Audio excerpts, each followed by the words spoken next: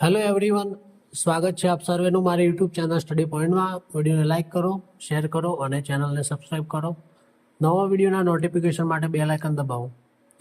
તો આજે આપણે નવો ટોપિક શીખવાનું છે જેનું નામ છે પેસિવ વોઇસ. આપણે ઇન્ટ્રોડક્શન જોયું હતું પેસિવ વોઇસનું. આજે આપણે સાદા વર્તમાનકાળનું પેસિવ વોઇસ કેવી રીતે બનાવવું તે જોવાનું છે, બરાબર. તો સિમ્પલ પ્રેઝન્ટ પેસિવ વોઇસ. તો સૌથી પહેલાં આપણે ઇન્ટ્રોડક્શનમાં જોયું હતું કે પેસિવ વોઇસ અને એક્ટિવ વોઇસમાં શું ફરક છે. તો પેસિવ વોઇસ એટલે શું? તો જે વાક્યમાં ઓબ્જેક્ટ ઉપર ભાર હોય, એટલે કે પેસિવ વોઇસમાં ઓબ્જેક્ટના આધારે બધું સહાયકારક ક્રિયાપદને બધું મૂકવાનું થતું હોય છે, બરાબર. તેનું સ્ટ્રક્ચર જોઈએ. સ્ટ્રક્ચર કેવું છે? તો જે રીતે આપણે એક્ટિવ વોઇસમાં સબ્જેક્ટથી વાક્યની શરૂઆત કરતા હતા, તો પેસિવ વોઇસમાં આપણે ઓબ્જેક્ટથી વાક્યની શરૂઆત કરવાની થાય. એટલે કે સૌથી પહેલાં ઓબ્જેક્ટ મૂકીશું, પછી સાદો વર્તમાનકાળ છે. તો સાદા વર્તમાનકાળમાં આપણે એક્ટિવ વોઇસમાં એસ કે ઈએસ પ્રત્યે લગાડતા હતા. અહીંયા પેસિવમાં સાદા વર્તમાનકાળમાં જે ઓબ્જેક્ટ હોય તેની સાથે આપણે એમ ઇઝ આર કર્તાના આધારે કર્મના આધારે, એટલે કે ઓબ્જેક્ટના આધારે આપણે એમ ઇઝ આરમાંથી જે પણ યોગ્ય સહાયકારક ક્રિયાપદ આવતું હોય તે મૂકવાનું. પછી મુખ્ય ક્રિયાપદનું V3 ફોર્મ, એટલે કે ભૂતકૃદંત મૂકવાનું. પછી બાય અને પછી સબ્જેક્ટ. અહીંયા બાયનો મતલબ થાય છે કે દ્વારા અથવા તો વડે, બરોબર. અહીંયા વાક્ય આપ છે રામ રાઇટ્સ અ લેટર. તો એ જો રામ કરતા છે, બરોબર. તો ત્રીજો પુરુષ એક વચન છે અને સાદો વર્તમાનકાળ હોવાથી અહીંયા રાઇટ ક્રિયાપદને એસ પ્રત્યે લાગે છે. પછી અ લેટર એ છે એ આપણું ઓબ્જેક્ટ છે, બરાબર. રામ પત્ર લખે છે એવું થાય, બરોબર. તો આ એક્ટિવ વોઇસ છે. હવે તેને પેસિવ વોઇસમાં ફેરવવું છે, બરોબર. તો આપણું સ્ટ્રક્ચર શું છે? તો સૌથી પહેલાં તો વાક્યમાં કર્મ ઓળખો. તો આપણે રામ રાઇટ્સ લેટર. તો રામ શું લખે છે? રામ પત્ર લખે છે. તો રામ શું લખે છે? તો આપણે કર્મ શોધવા માટે જોયું હતું પાર્ટ ઓફ સ્પીચમાં અને આગળના લેક્ચરમાં પણ, કે કર્મ શોધવા માટે આપણે શું વડે પ્રશ્ન કરીએ તો મુખ્ય કર્મ મળે, અને કોને વડે પ્રશ્ન કરીએ વાક્યમાં ત્યારે આપણને ગૌણ કર્મ મળે છે. એટલે અહીંયા જો શું વડે પ્રશ્ન, રામ રાઇટ્સ લેટર. તો વોટ ડઝ રામ રાઇટ, બરોબર. એટલે કે રામ શું લખે છે? તો આપણને જવાબ મળે છે કે પત્ર લખે છે, બરાબર. તો અહીંયા પત્ર જે શબ્દ છે વાક્યમાં તે આપણું ઓબ્જેક્ટ થયું, બરાબર. તો આપણે જે સ્ટ્રક્ચર છે તેના આધારે સૌથી પહેલાં ઓબ્જેક્ટને આગળ લાવીશું, એટલે અ લેટર આગળ મૂક્યો, બરાબર. પછી અ લેટર એક વચન છે, તો આપણને ખબર છે એક વચન સાથે એમ ઇઝ આર સહાયકારક ક્રિયાપદમાંથી ઇઝ આવે છે, તો ઇઝ મૂકીશું. પછી મુખ્ય ક્રિયાપદ રાઇટ છે, તો રાઇટનું આપણે V3 ફોર્મ મૂકવાનું થાય, રિટર્ન, બરોબર, એ લખીશું. પછી બાય મૂકીશું અને બાય પછી સબ્જેક્ટ, એટલે કે સબ્જેક્ટ એટલે કરતા. કોના દ્વારા ક્રિયા થાય છે? તો રામ દ્વારા ક્રિયા થાય છે. તો અહીંયા બાય પછી રામ મૂક્યું અને આપણે કૌંસમાં લખ્યું છે ઉપરનું વાક્ય એવી એટલે એક્ટિવ વોઇસ અને પીવી એટલે પેસિવ વોઇસ, બરાબર. તો આપણું વાક્ય તૈયાર થઈ ગયું. A letter is written by Ram, એટલે કે એક પત્ર રામ દ્વારા એક પત્ર લખે છે, બરાબર. આગળ જોઈએ. હવે ઓળખવાની રીત, એટલે કે જો સેન્ટેન્સમાં V1 એટલે કે મૂળરૂપ, પછી V1 પ્લસ એસ એટલે કે મૂળરૂપ સાથે એસ હોય, અથવા તો મૂળરૂપ સાથે ઈએસ આવે તો તે સિમ્પલ પ્રેઝન્ટ છે. આપણને ખબર છે, આપણે કાર શીખ્યા છે, તો તેમાં કાર કેવી રીતે ઓળખો? તો તેનું મુખ્ય ક્રિયાપદ કયા રૂપમાં છે, બરોબર, તેના આધારે ઓળખવાનું. અને કેટલાક સમયસૂચક શબ્દો હોય છે તેના આધારે આપણે કારની ઓળખ કરતા હોઈએ છીએ. અહીંયા જો એક્ઝામ્પલ આપ્યા છે, દે વોચ ટીવી. દે બહુવચન છે, તો બહુવચન સાથે આપણે મુખ્ય ક્રિયાપદની એસ કે યસ લાગતો નથી, બરોબર. એટલે અહીંયા વોચને એસ કે યસ લાગ્યો નથી, એટલે આ સાદો વર્તમાનકાળ છે. પછી બીજું વાક્ય હી પ્લેઝ ફૂટબોલ, બરોબર, તે ફૂટબોલ રમે છે. તો અહીંયા હી કરતા છે, એક વચન છે. તો આપણે સાદા વર્તમાનકાળમાં શીખ્યા છીએ કે એક વચન હોય તો આપણે મુખ્ય ક્રિયાપદની એસ કે એસ પ્રત્યે લગાડીએ છીએ. તો અહીંયા હી કરતા છે તેટલા માટે અહીંયા એસ પ્રત્યે લાગ્યું છે મુખ્ય ક્રિયાપદને. બીજું વાક્ય છે શી સ્ટડીઝ ઇંગ્લિશ, એટલે કે શી તે અંગ્રેજી શીખે છે અથવા તો ભણે છે, બરોબર. તો અહીંયા સ્ટડીને IES પ્રત્યે લાગેલું છે, કારણ કે સ્ટડીમાં વાય આવે છે પાછળ. તો આપણે આગળ સાદા વર્તમાનકાળમાં જોયું છે વાય હોય તો IES લગાડવું, બરોબર. એટલે સી ત્રીજો પુરુષ એક વચન છે, તો તેની સાથે આપણે મુખ્ય ક્રિયાપદની એસ કે ES અને IES, વાય હોવાથી અહીંયા IES પ્રત્યે લગાડેલો છે, બરાબર. તો આ ઓળખ થઈ સાદા વર્તમાનકાળની. આગળ વધીએ. તો આઈ સાથે સહાયકારક ક્રિયાપદ એમ આવે. આપણે સાદા વર્તમાનકાળમાં એટલું યાદ રાખવાનું કે પેસિવ વોઇસ બનાવતી વખતે સહાયકારક ક્રિયાપદ તરીકે એમ, ઇઝ, આર એ 3 આવે છે. એ 3 કર્તાના આધારે ગમે તે મૂકવાનું થાય. બરાબર, તો આપણે તે જોઈ લઈએ. આઈ કર્તા સાથે સહાયકારક ક્રિયાપદ એમ આવે છે.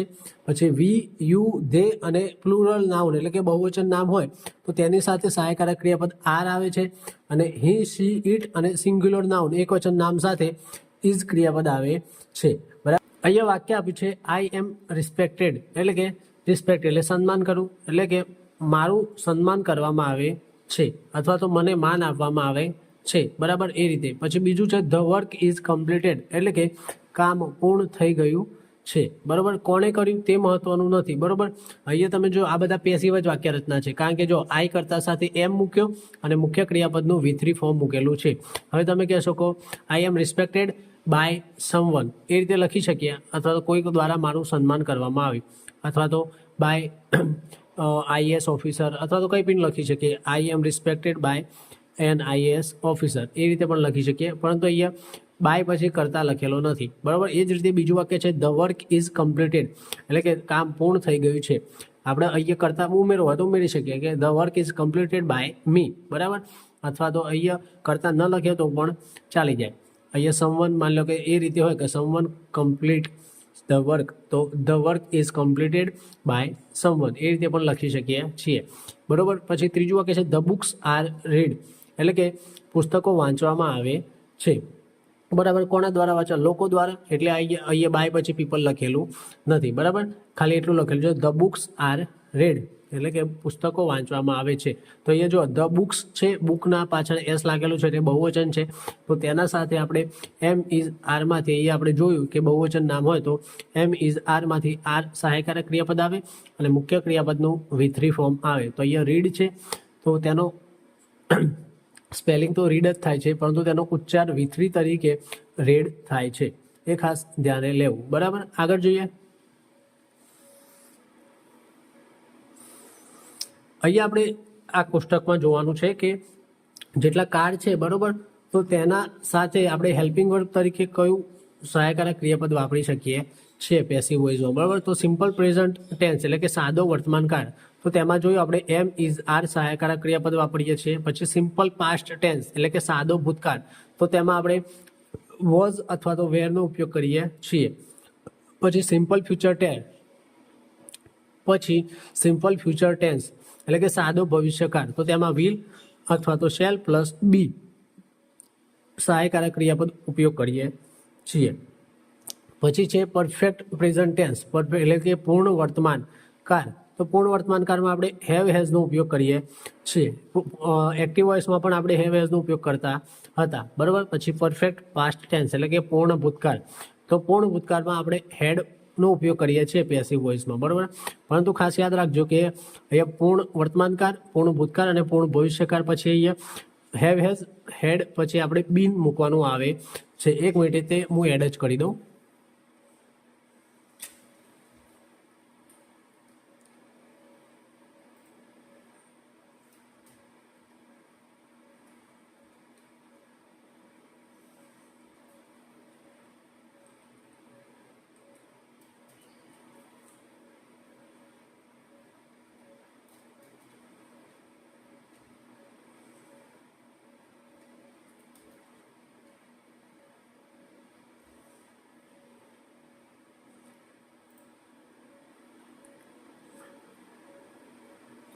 એટલે અહીંયા જો પરફેક્ટ પ્રેઝન્ટ ટેન્સમાં have has plus been, perfect past tense એટલે કે પૂર્ણ ભૂતકાળમાં હેડ પ્લસ બીન અને પરફેક્ટ ફ્યુચર ટેન્સમાં વિલ હેવ પ્લસ બીન આવે છે.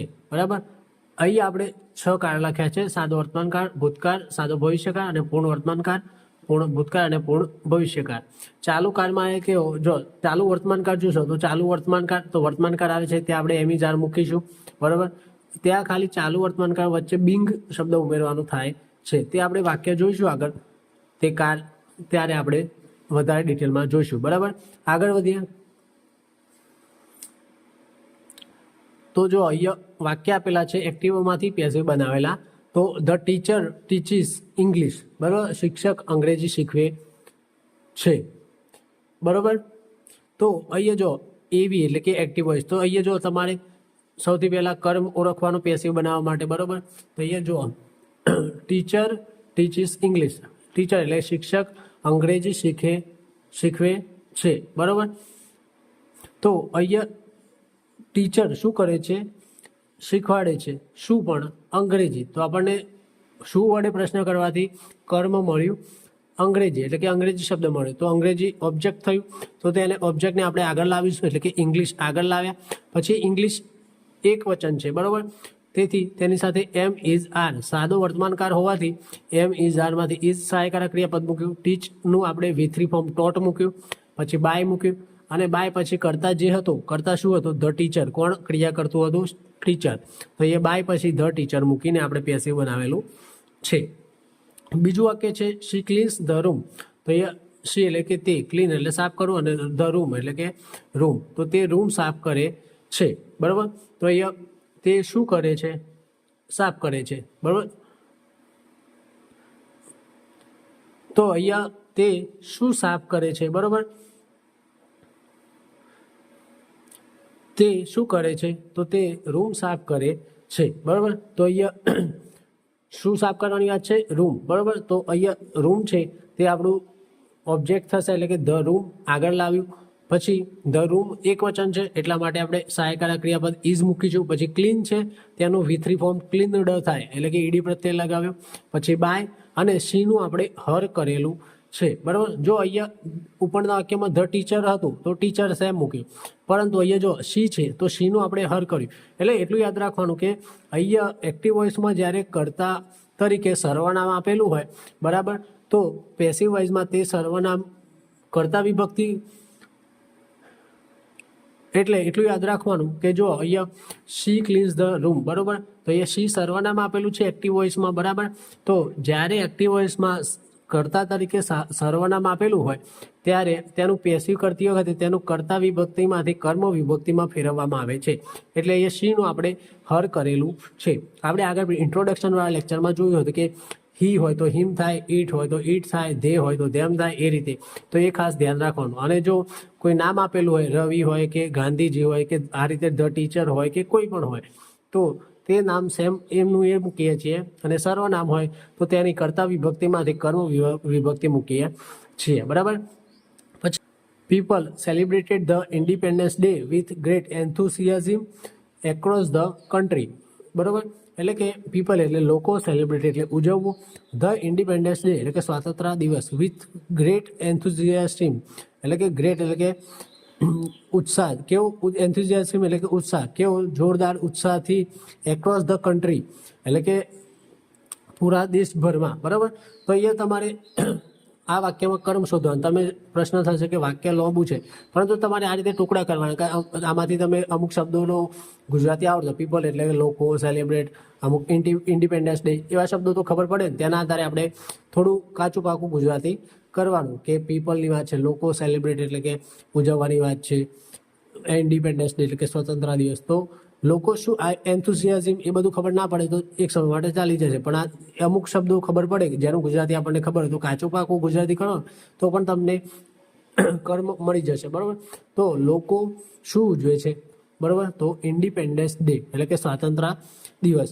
તો અહીંયા આપણે સૌથી પહેલાં શું કામ કરવાનું, ઓબ્જેક્ટને આગળ લાવીશું, એટલે કે ધ ઇન્ડિપેન્ડન્સ ડે આગળ લાવ્યા.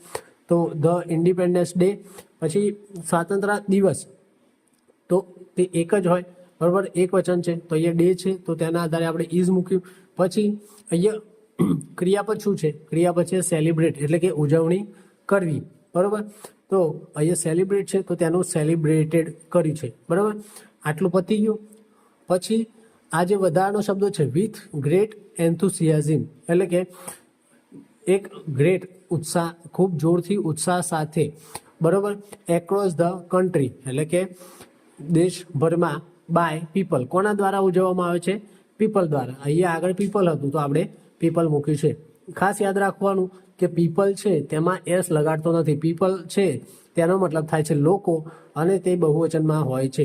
એટલે કે જ્યારે પીપલ આપેલું હોય તો તેની સાથે સહાયકારક ક્રિયાપદ મૂકવાનું થાય તો તે બહુવચનવાળું આવે છે. ખાસ એટલું યાદ રાખવાનું, પીપલ છે એ બહુવચન છે, બરાબર. આગળ વધીએ. The teacher explains the difficult grammar rules to the students every day. તો હવે અહીંયા તમે જુઓ, અહીંયા એવરી ડે આપેલું છે એટલે ખબર પડે સાદો વર્તમાનકાળ છે અને ધ ટીચર એક વચન છે તો તેની સાથે ક્રિયાપદ એક્સપ્લેનને એસ પ્રત્યે લાગેલો છે એટલે આપણને ખબર પડે કે આ સાદા વર્તમાનકાળની વાત થાય છે. બરાબર. તો અહીંયા જુઓ તમે, the teacher explain the difficult grammar rules to the students every day. તો ટીચર શીખવે છે શું? તો ડિફિકલ્ટ ગ્રામર રૂલ્સ. બરોબર. તો અહીંયા આપણને ઓબ્જેક્ટ શોધવાનું થાય કર્મ. તો ટીચર એક્સપ્લેન કરે છે, શું એક્સપ્લેન કરે છે? તો ગ્રામરના રૂલ્સ ટુ ધ સ્ટુડન્ટ્સ એટલે કે કોને? તો વિદ્યાર્થીઓને. બરાબર.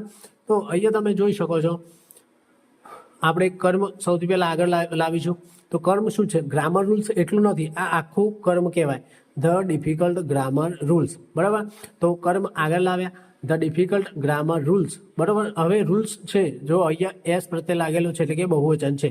તો આપણે સાદા વર્તમાનકાળ બહુવચન છે તો એમ ઇઝ આરમાંથી આર મૂકીશું એટલે કે આર મૂક્યું. પછી એક્સપ્લેન છે તો તેનું V3 ફોર્મ એક્સપ્લેન્ડ મૂક્યું. બરાબર. પછી શું આવે? ટુ ધ સ્ટુડન્ટ્સ, આ ટુ ધ સ્ટુડન્ટ્સ હતું તે મૂક્યું. પછી આપણે બાય મૂકવાનું થાય તો બાય ધ ટીચર અને એવરી ડે જે શબ્દ હતો તે એમને એમ મૂક્યો. હવે અહીંયા તમે જોઈ શકો છો કે અહીંયા બે કર્મ છે. કેવી રીતે? આપણે પાર્ટ ઓફ સ્પીચમાં શીખ્યા હતા કે શું વડે પ્રશ્ન કરવાથી અને કોને વડે પ્રશ્ન કરવાથી આપણને કર્મ મળતા હોય છે. શું વડે પ્રશ્ન કરવાથી મુખ્ય કર્મ મળે અને કોને વડે પ્રશ્ન કરવાથી ગૌણ કર્મ મળે છે. તો અહીંયા આપણે જો ડિફિકલ્ટ ગ્રામર રૂલ્સ તે કર્મ દ્વારા એક વાક્ય બનાવ્યું. બીજું કર્મ છે કયું છે? ધ સ્ટુડન્ટ્સ, કારણ કે શિક્ષક કોને શીખવે છે? તો સ્ટુડન્ટ્સને. બરાબર. તો અહીંયા બીજું કર્મ થાય ધ સ્ટુડન્ટ્સ. તો ધ સ્ટુડન્ટ્સના આધારે આપણે વાક્ય બનાવવું હોય તો પણ બનાવી શકીએ છીએ. ધ સ્ટુડન્ટ્સ દ્વારા આપણે વાક્ય બનાવી શકીએ છીએ કે the students are explained the difficult grammar rules by the teacher every day. બરાબર. તો એ રીતે પણ આપણે વાક્ય બનાવી શકીએ છીએ. આપણે આગળ જોઈશું બે કર્મવાળા વાક્ય હોય તો કેવી રીતે બનાવવા. બરાબર. પછી છે the company manufacture high quality electric vehicles in its modern factory. બરાબર. એટલે કે અહીંયા જો ધ કંપની વાત છે, પછી અહીંયા કોઈ કાળસૂચક શબ્દ નથી આવ્યો પણ ધ કંપની સાથે મેન્યુફેક્ચર્સ, તો અહીંયા જો એસ પ્રત્યે લાગે. મેન્યુફેક્ચર મૂળરૂપ છે તેને એસ પ્રત્યે લાગ્યો છે એટલે કંપની એક વચન છે અને મેન્યુફેક્ચરને એસ પ્રત્યે લાગ્યો એટલે આપણને ખબર પડે કે સાદો વર્તમાનકાળ છે. તો હવે આપણને સાદો વર્તમાનકાળની ખબર પડે કાર ઓળખવાથી તો સૌથી પહેલા મગજમાં એ લાઇટ ઓન થઈ જોઈએ કે સાદો વર્તમાનકાળ છે તો તેનું પેસિવ બનાવવા માટે આપણે એમ ઇઝ આર એ ત્રણમાંથી ગમે તે એક સહાયકારક ક્રિયાપદ મૂકવું પડશે. બાકી તો દરેક કાળમાં સેમ જ પ્રોસેસ છે કે ઓબ્જેક્ટ આગળ લાવો, પછી સહાયકારક ક્રિયાપદ મૂકો જે તે કારને લગતું, પછી મુખ્ય ક્રિયાપદનું V3 ફોર્મ મૂકો અને બાકી બાય મૂકીને કરતા મૂકો. બરાબર. ખાલી એટલું યાદ રાખવાનું, કાર ઓળખવાનું. કાર ઓળખીને તમારે પેસિવ બનાવતી વખતે કર્મના આધારે યોગ્ય સહાયકારક ક્રિયાપદ મૂકવાનું. બરાબર. અને મુખ્ય ક્રિયાપદનું V3 ફોર્મ પેસિવ વોઇસમાં હંમેશા આવે છે. બરાબર. તો એ the company manufacture high quality electric vehicles. તો કંપની શું બનાવે છે? Electric vehicles. બરાબર. એટલું મળી ગયું. તો પણ કેવું? High quality. એટલે આ જે હાઈ ક્વોલિટી વાળું જે જોડે છે ને તે આખું આપણું કર્મ ગણાય. બરાબર. એટલે આપણે કર્મ આગળ લાવીશું એટલે કે હાઈ ક્વોલિટી ઇલેક્ટ્રિક વ્હીકલ્સ. હવે વ્હીકલ્સ એટલે કે વાહનો. એક હોત વેહિકલ હોત તો ઇઝ આવત, પરંતુ વ્હીકલ્સ એસ છે એટલે બહુવચન છે એટલે કે વ્હીકલ્સ છે તો આર લગાડીશું સાદા વર્તમાનકાળમાં. પછી મેન્યુફેક્ચર છે તો તેનું V3 ફોર્મ મેન્યુફેક્ચર્ડ ઈડી લગાવ્યું. બરાબર. આટલું આપણું કામ પૂરું થયું. પછી આ વધારાનો શબ્દો છે in its modern factory by the company. એટલે કે તો ઉપર એક્ટિવનું ગુજરાતી જોઈએ, the company manufacture high quality electric vehicles in its modern factory. એટલે કે company high quality electric vehicle બનાવે છે તેની મોડર્ન ફેક્ટરીમાં. બરાબર. અને નીચેના પેસિવનું ગુજરાતી થાય કે high quality electric vehicles company દ્વારા તેની મોડર્ન ફેક્ટરીમાં બનાવવામાં આવે છે. તો ઉપર જો બને છે અથવા તો બનાવે છે અને અહીંયા બનાવવામાં આવે છે તેવું મિનિંગ થાય છે. આગળ જોઈએ. વાક્યમાં બે કર્મ હોય છે. બરાબર. ત્યારે એક તો આપણે શુંથી પ્રશ્ન કરીને જે કર્મ મળે તેનાથી વાક્ય પેસિવ બનાવીએ છીએ અને બીજું વાક્યમાં કોને વડે પ્રશ્ન કરીને જે કર્મ મળે તેનાથી પેસિવ બનાવીએ છીએ. એટલે કે કેટલીક વાર બે કર્મ આપેલા હોય છે. ગુજરાતી ગ્રામરમાં પણ દ્વિકર્મક વાળું વાક્ય આવે છે. બરાબર. તો આપણે પાર્ટ ઓફ સ્પીચમાં પણ દ્વિકર્મ એટલે કે બે કર્મ વાળું વાક્ય જોયું હતું. બરાબર. તો અહીંયા આપણે જોઈએ વાક્ય શી હેલ્પ્સ મી, તો એ જો શી કરતા છે તેના આધારે હેલ્પને એસ પ્રત્યે લાગ્યું છે, બરોબર, એટલે કે આ સાદો વર્તમાનકાળ છે, નક્કી થઈ ગયું, બરોબર. શી હેલ્પ્સ મી મતલબ તે મને મદદ કરે છે, તો અહીંયા તે શું કરે છે, કામ કરે છે, શું મદદ કરવાનું કામ કરે છે, એટલે આપણને ક્રિયાપદ મળ્યું હેલ્પ, બરોબર. હવે વાક્યમાં શું વડે પ્રશ્ન કરે છે, તે મને શું મદદ કરે છે, તો શું મદદ કરે છે, અહીંયા વાક્યમાં કોઈ જવાબ જ નથી. અહીંયા જો શી કરતા છે, હેલ્પ ક્રિયાપદ છે અને મી છે એ આપણું ગૌણ કર્મ છે, એટલે કે કોને વડે પ્રશ્ન કરવાથી આપણને મી શબ્દ મળે છે, પરંતુ શું વડે પ્રશ્ન કરવાથી આપણને વાક્યમાં કોઈ શબ્દ મળતો નથી. એટલે કે આ વાક્યમાં શુંથી પ્રશ્ન કરતા જવાબ મળતો નથી, એટલે મુખ્ય કર્મ ગેરહાજર છે. તેથી કોને વડે પ્રશ્ન કરીને કર્મ શોધીને પેસિવ બનાવ્યું છે. એટલે કે જો હવે શી હેલ્પ્સ મી તે મને મદદ કરે છે, પરંતુ તે મને શું મદદ કરે છે, તો શુંથી આપણને જવાબ મળતો નથી. એટલે આપણે કહીએ કે તે મદદ કરે છે કોને, મને, તે મને મદદ કરે છે, તો તેનો આપણે કરીએ કોનેથી પ્રશ્ન, તે કોને મદદ કરે છે, તો મને, તો અહીંયા મનેનું ઇંગ્લિશ થાય મી, બરોબર. તો અહીંયા મી છે તે આપણું ગૌણ કર્મ થયું, બરોબર. તો આપણે મી દ્વારા આપણે પેસિવ બનાવવું પડશે. તો આપણે જોઈએ પેસિવ વાક્યરચનામાં ઓબ્જેક્ટ હોય તે આપણે આગળ લાવીએ છીએ, તો એ જો મી છે તો તેને આગળ લાવીશું તો મીનું આઈ થશે. હવે તે આપણે જોવાનું છે. જો અહીંયા એક્ટિવ વોઇસમાં શી હેલ્પ્સ મી, અહીંયા મી છે કર્મ વિભક્તિમાં આપેલું છે, બરાબર, તે મને મદદ કરે છે, એટલે મી કર્મ વિભક્તિમાં છે. હવે જ્યારે એક્ટિવમાંથી પેસિવ બનાવીએ ત્યારે આ જે મી છે કર્મ વિભક્તિમાં છે, ત્યારે આપણે મીને આગળ લાવીએ ત્યારે તેનું કર્તા વિભક્તિમાં રૂપાંતર કરવું પડે છે. આપણે જેમ જોયું હતું કે આઈ હોય તો મી થાય, પછી હી હોય તો હિમ થાય, શી હોય તો હર થાય. એ રીતે અહીંયા જો એક્ટિવ વોઇસમાં પાછળ મી આપેલું છે, હવે તેનો ઉપયોગ કરીને આપણે પેસિવ બનાવવાનું થાય ગૌણ કર્મચારીનો ઉપયોગ કરીને, ત્યારે તેને આગળ લાવતી વખતે મીનું આપણે આઈ કરવું પડે છે. એટલે કે મી કર્મ વિભક્તિ હોય છે તેમાંથી આપણે આઈ કર્તા વિભક્તિમાં ફેરવવું પડે છે, બરોબર. તો અહીંયા મીનું આઈ કર્યું, બરોબર. પછી આવે સહાયકારક ક્રિયાપદ મૂકવાનું. તો અહીંયા આઈ છે અને સાદો વર્તમાનકાળ છે, તો સાદા વર્તમાનકાળમાં એમ ઇઝ આરમાંથી આપણે એમ મૂકવાનું થાય, એટલે આઈ એમ. પછી મુખ્ય ક્રિયાપદ હેલ્પ છે, તો હેલ્પનું V3 ફોર્મ હેલ્પ મૂકવાનું, પછી બાય અને પછી કર્તા મૂકવાનું થાય. હવે અહીંયા કર્તા જો શી આપેલું છે, તો આપણે કીધું છે કે એક્ટિવ વોઇસમાં કર્તા તરીકે સર્વનામ આપેલું હોય તો તેનું બાય પછી આપણે કર્મ વિભક્તિ મૂકવું પડે છે. એટલે અહીંયા શી કરતા છે તો તેનું આપણે હર મૂકેલું છે, એટલે કે આઈ એમ હેલ્પડ બાય હર, એટલે કે મને તેના દ્વારા મદદ કરવામાં આવે છે, બરાબર. એ રીતે તો આપણે જોયું કે વાક્યમાં શું અને કોનેથી આપણે પેસિવ બનાવીએ છીએ, શુંથી જવાબ ના મળતા આપણે કોનેથી આપણે પેસિવ બનાવેલું છે, બરાબર. આગળ વધીએ. જો અહીંયા બીજું કે the police arrest criminals involved in serious crimes without delay, બરાબર. તો અહીંયા કાચું પાકું ગુજરાતી કરવાનું અને આપણે કર્મ શોધવાની મહેનત કરવાની. તો અહીંયા જો ધ પોલીસ, પોલીસ એટલે ખબર પડે. હવે અહીંયા જો પોલીસ છે અને એરેસ્ટની એસ પ્રત્યે લાગ્યું નથી, તો તમને થશે કે પોલીસમાં એસ લાગેલો નથી, તો પોલીસ ખુદ બહુવચન નથી, તો અહીંયા એરેસ્ટમાં એસ કે એસ પ્રત્યે કેમ નથી લાગ્યું, તો પોલીસ છે તે બહુવચન ગણાય છે, બરાબર. પોલીસ મેન લખ્યું હોય અ પોલીસ મેન તો એક વચન, પરંતુ અહીંયા ધ પોલીસ લખ્યું છે એટલે આપણે બહુવચન તરીકે ગણીએ છીએ. એટલે ધ પોલીસ બહુવચન છે એટલા માટે એરેસ્ટ ક્રિયાપદની એસ કે ઈએસ પ્રત્યે લાગ્યો નથી. તો પોલીસ અરેસ્ટ કરવાની વાત છે કોને, તો criminals involved in serious crimes, એટલે કે એવા ક્રિમિનલ જે સિરિયસ ક્રાઇમમાં ઇન્વોલ્વ એટલે કે ફસાયેલા છે, મતલબ સંડોવાયેલા છે, એ રીતે. વિધાઉટ ડિલે એટલે કે ડિલે કર્યા વગર.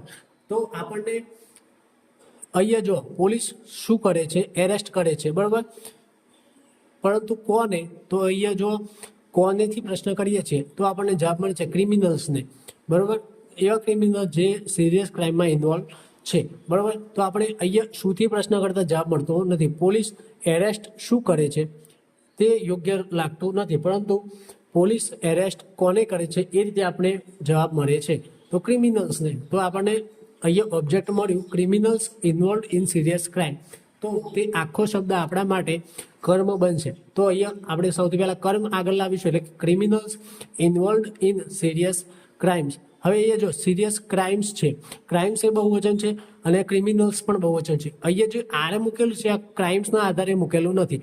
અહીંયા ક્રિમિનલ્સના આધારે આર મૂકેલું છે, બરાબર. એટલે કે criminals involve in serious crimes are, બરાબર. પછી મુખ્ય ક્રિયાપદ એરેસ્ટનું V3 form arrested without delay by the police. અહીંયા પોલીસ હતું તો આપણે બાય પછી પોલીસ મૂક્યું, બરાબર. આગળ જોઈએ બીજું વાક્ય, આગળ વાક્ય જોઈએ the committee selects the best candidate for the scholarship every year. તો અહીંયા જો એવરી યર આપ્યું છે એટલે આપણને ખબર પડે કે સાદો વર્તમાન કાળ છે. અને બીજી ઓળખ જોઈએ તો ધ કમિટી એટલે જ્યારે કમિટી એકલી ના હોય, કમિટીમાં 5 જણા હોય, 7 જણા હોય, 3 જણા હોય, એ રીતના હોય, બરાબર, એકી સંખ્યામાં. કારણ કે વોટ કરવાનું માની લો કે 4 જણા હોય કમિટીમાં તો બંને સરખા વોટ આપે, હા ના 2-2.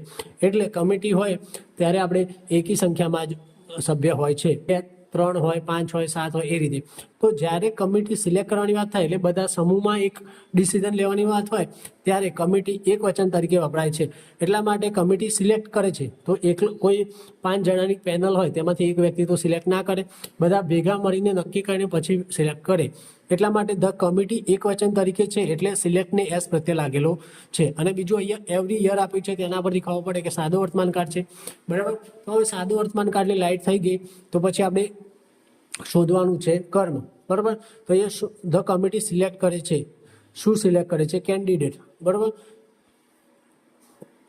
તો અહીંયા આપણે શું મળશે? પેલું ઓબ્જેક્ટ ધ કેન્ડિડેટ, એટલે કે આપણે આખું લેવાનું ધ બેસ્ટ કેન્ડિડેટ. તો અહીંયા જો ધ કર્મ મળી ધ બેસ્ટ કેન્ડિડેટ તો એ આગળ લાવ્યા, બરાબર. પછી ધ બેસ્ટ કેન્ડિડેટ એક વચન છે, બરાબર. એટલા માટે અહીંયા ઇઝ સહાયકારક ક્રિયાપદ મૂક્યું, પછી સિલેક્ટનું V3 ફોર્મ મૂક્યું. તો the best candidate is selected શેના માટે? તો ફોર ધ સ્કોલરશિપ, બરાબર. For the scholarship every year by the committee, બરાબર. અહીંયા આ જે આપણું કર્મ મૂક્યું, પછી સહાયકારક ક્રિયાપદ, મુખ્ય ક્રિયાપદ, પછી જે વધારાના શબ્દો હોય તે મૂકી દેવાના અને પછી લાસ્ટમાં બાય પછી કરતા મૂકવાનો થાય, બરાબર. તો અહીંયા જો બાય પછી અહીંયા કમિટી હતું તો આપણે કમિટી મૂક્યું, કોઈ સર્વનામ હતું તો એનું કર્મ વિભક્તિ મૂકો, બરાબર. આગળ વધીએ. હવે બે ઓબ્જેક્ટ સેન્ટેન્સ શું છે? એટલે કે ટુ એટલે બે ઓબ્જેક્ટ એટલે કર્મ અને સેન્ટેન્સ એટલે વાક્ય, તો બે કર્મ વાળું વાક્ય. તો જો સેન્ટેન્સમાં બે ઓબ્જેક્ટ હોય એટલે કે ટુ ઓબ્જેક્ટ એટલે ડબલ ઓબ્જેક્ટ સેન્ટેન્સ કહેવામાં આવે છે. એટલે કે કોઈ પણ વાક્યમાં બે કર્મ આપેલા હોય તો તેને આપણે દ્વિકર્મી વાક્ય કહીએ છીએ. તો સામાન્ય રીતે એક પર્સન ઇનડાયરેક્ટ ઓબ્જેક્ટ અને એક થિંગ એટલે કે ડાયરેક્ટ ઓબ્જેક્ટ હોય છે. એટલે કે આપણે જે મુખ્ય કર્મ અને ગૌણ કર્મની વાત કરીએ છીએ આ તે જ છે. પર્સન એટલે કે ઇનડાયરેક્ટ ઓબ્જેક્ટ, પર્સન એટલે કે જેના પર કામ થતું હોય તે આપણે ગૌણ કર્મ એટલે કે ઇનડાયરેક્ટ ઓબ્જેક્ટ કહીએ છીએ. અને થિંગ એટલે કે જે વસ્તુ બનતી હોય, બરાબર, તેને આપણે ડાયરેક્ટ ઓબ્જેક્ટ કે મુખ્ય કર્મ કહીએ છીએ, બરાબર. વાક્ય છે the teacher gives the students homework, એટલે કે શિક્ષક સ્ટુડન્ટને હોમવર્ક આપે છે. તો એ તો ટીચર એક વચન છે તો ગિવ્સ ને એસ પ્રત્યે લાગ્યું. પછી ધ સ્ટુડન્ટ્સ કોને? વિદ્યાર્થીઓને. શું? હોમવર્ક. તો ટીચર શું આપે છે? હોમવર્ક. તો આપણને શું વડે પ્રશ્ન કર્યો તો આપણને શું જવાબ મળે? હોમવર્ક. અને ટીચર હોમવર્ક કોને આપે છે? તો સ્ટુડન્ટ્સને. તો આપણને કોને વડે પ્રશ્ન કર્યો તો પણ આપણને કર્મ મળે છે. તો અહીંયા જો હોમવર્ક પણ કર્મ છે અને ધ સ્ટુડન્ટ્સ પણ કર્મ છે, બે કર્મ આપેલા છે. તો આપણે બંને દ્વારા પેસિવ બનાવી શકીએ છીએ. તો સૌથી પહેલા હોમવર્ક દ્વારા જોઈએ, મુખ્ય કર્મ દ્વારા પેસિવ કેવી રીતે બનાવવું? તો પેસિવ બનાવવાની રીત એ જ છે કે જે કર્મ હોય તેને આગળ લાવો. તો એ જો કર્મમાં હોમવર્ક આપેલું છે, નામ આપેલું છે, જો અહીંયા ઓબ્જેક્ટમાં માની લો કે સર્વનામ આપેલું હોય કર્મ વિભક્તિ તો તેને કર્તા વિભક્તિમાં ફેરવીને આગળ લાવવું પડે. પરંતુ અહીંયા હોમવર્ક નામ આપેલું છે એટલે આપણે હોમવર્ક મૂકીશું. હોમવર્ક એક વચન આવે એટલે સહાયકારક ક્રિયાપદ ઇઝ મૂકીશું. પછી ગિવ્સનું ગિવન કર્યું, બરાબર. હોમવર્ક ઇઝ ગિવન કોને? ટુ ધ સ્ટુડન્ટ્સ, બરાબર. આ ટુ છે, પ્રિપોઝિશન મૂક્યું, આપણે પ્રિપોઝિશન જોઈશું તેમાં ખબર પડશે.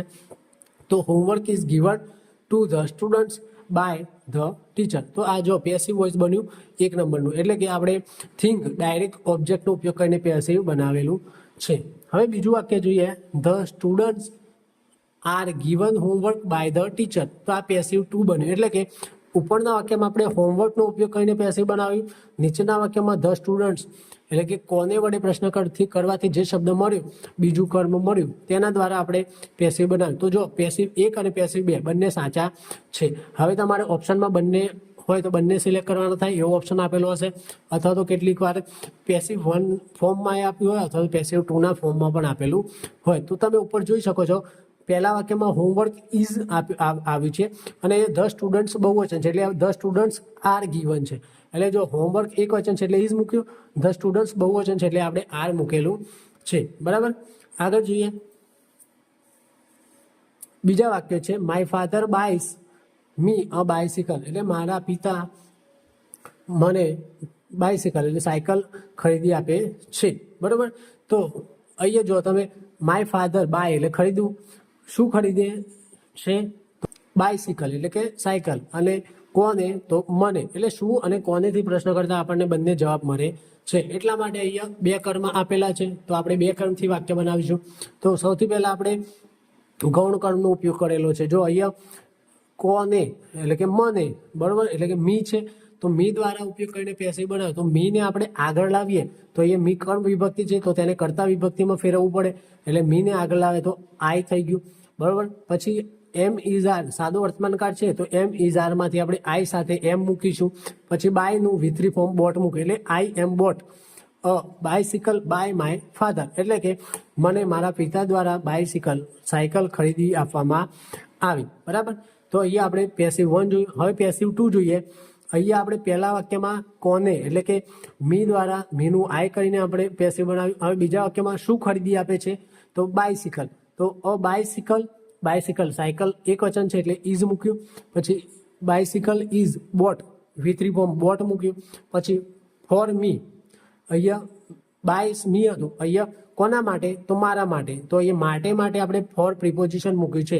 તો a bicycle is boat for me અથવા તો ટુ મી, બરોબર, બાય માય ફાધર મારા પિતા દ્વારા મને એક બાયસિકલ સાયકલ ખરીદી આપવામાં આવી. બરાબર, આગળ જોઈએ the company pays the workers salaries એટલે કંપની વર્કર્સ એટલે કામદારોને સેલરી ચૂકવે છે. બરાબર, તો અહીંયા કંપની શું કરે? ચૂકવે છે. શું ચૂકવે છે? સેલરી. એટલે આપણે એક કર્મ થયું અને બીજું કોને ચૂકવે છે? તો વર્કર્સને. તો આપણે બીજું કર્મ મળ્યું. તો બંને કર્મ દ્વારા વાક્ય બનાવીએ. તો પ્રથમ છે ધ વર્કર્સ, અહીંયા બહુવચન છે એટલે આપણે એમ ઇઝ આરમાંથી આર મૂકીશું. પછી પેનું પેડ V3 ફોર્મ થાય એટલે વર્કર્સ આર પેડ. શું પેડ થાય છે? સેલરી. તો સેલરી બાય ધ કંપની એટલે કંપની દ્વારા વર્કરને સેલરી ચૂકવવામાં આવે છે. બરાબર, આ એક થયું. હવે બીજું પેસિવ જોઈએ.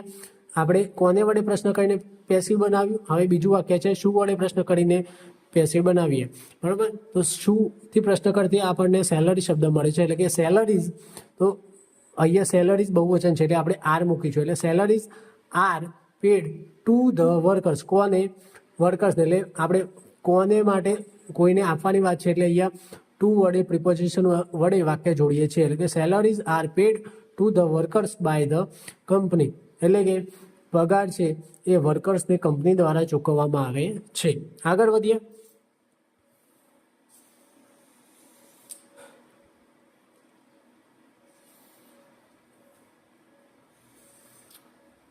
હવે જોઈએ નેગેટિવ સેન્ટેન્સ.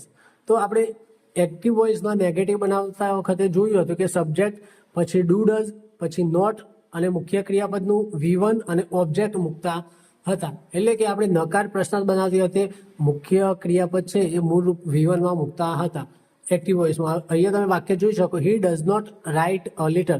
તો એ હી કરતા છે તો તેના આધારે રાઇટની એસ કે ઈએસ પ્રત્યે લગાડેલો નથી.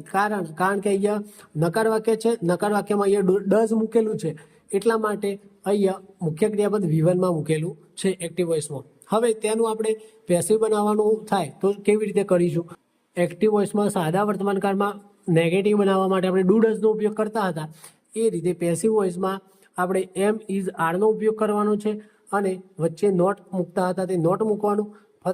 ફરક એટલો છે કે અહીંયા V1 તરીકે મૂકતા હતા એક્ટિવ વોઇસમાં, જ્યારે પેસિવ તરીકે આપણે V3 મૂકવાનું આવે છે. એટલે કે જો અહીંયા પેસિવ વોઇસની વાક્ય રચના આપણને ખબર છે કે ઓબ્જેક્ટ, પછી સહાયકારક ક્રિયાપદ, પછી V3 મૂકતા હતા, પરંતુ નેગેટિવ બનાવવા માટે વચ્ચે નોટ મૂકવાનું આવે છે અને V3 જ મૂકવાનું થાય છે. સાદા વર્તમાનકાળના એક્ટિવમાં V1 મૂકતા હતા, પરંતુ પેસિવમાં V3 મૂકવાનું આવે છે, પછી બાય અને સબ્જેક્ટ. બરોબર. અહીંયા જોઈએ વાક્ય અ લેટર એક વચન છે એટલે આપણે એમ ઇઝ આર માંથી ઇઝ મૂક્યું, પછી વચ્ચે નકાર માટે નોટ મૂકીશું, પછી રાઇટનું V3 ફોર્મ રિટર્ન મૂકીશું બાય હિમ. બરોબર. એટલે કે એક પત્ર તેના દ્વારા લખવામાં આવ્યો નથી. બરાબર. એટલે અહીંયા તમે જોઈ શકો છો કે નોટ મૂક્યું. અહીંયા એક્ટિવ વોઇસમાં નોટ પછી V1 મૂકતા હતા, રાઇટ મૂળરૂપ મૂકતા હતા, જ્યારે પેસિવમાં નોટ પછી V3 ફોર્મ મૂકવામાં આવે છે. એટલું ખાસ યાદ રાખવાનું. આગળ જોઈએ.